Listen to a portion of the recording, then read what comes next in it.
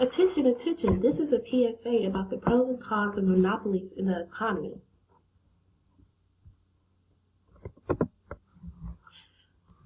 Hello, may I get your attention for a moment, please? May I ask you some questions today about what you know about monopolies? I know all about Mr. Monopoly. He also owns Pringles. No. That's a beloved family board game, but close. I'm talking about when a corporation controls the market to where people can only buy their product because there is no substitute. Oh, okay. I knew that. So would like McDonald's and certain car brands be monopoly? Yes, they would in a sense, especially if the McDonald's is the only source of fast food in smaller towns, which makes it a monopoly because of geographical location. There is no other types of fast food to choose from, so they are the monopoly of that market. Okay. I thought that. Well, since you seem so knowledgeable about this, let me expand your knowledge even more about the positives and negatives of monopolies in our economy. Notorious monopolies of the past are Andrew Carnegie and Albert H. Gary of the steel industry, Microsoft and its older non-compatible business packages, John D. Rockefeller and Standard Oil.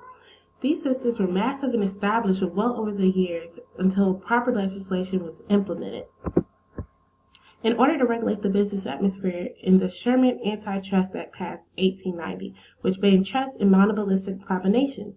This is to give freedom back to people and consumers so they can make their own choices about what comes into the communities and the freedom of their own careers and characters. However, now times have changed, so this looks a little different in today's age. This retirement of the laws has brought monopolies to today, such as AT&T, J.P. Morgan, and Monsanto, founded in 1901 by John Francis Queeny, where they promote GMO organisms and controls 80% of corn grown in America.